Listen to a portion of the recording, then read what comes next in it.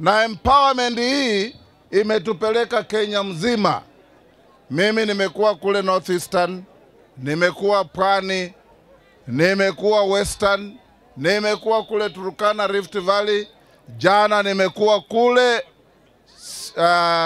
Homa Bay Ujaluoni. Wote kila mahali wanasema 2 term kwa Rais Ruto. Nyinyi mnasemaje? Mnasemaje? Na hatusemi tu 2 term kwa sababu tunataka kufurahisha rais wetu. Tuna sababu.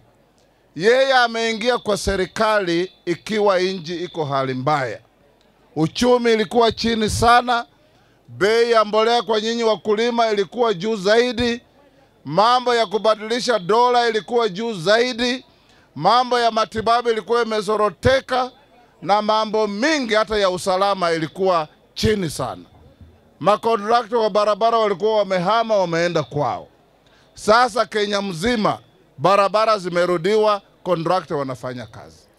Bei ya mbolea imeteremka kutoka 7,000 2,500. Dola kwa shilingi imeteremka kutoka 168 sasa iko 128.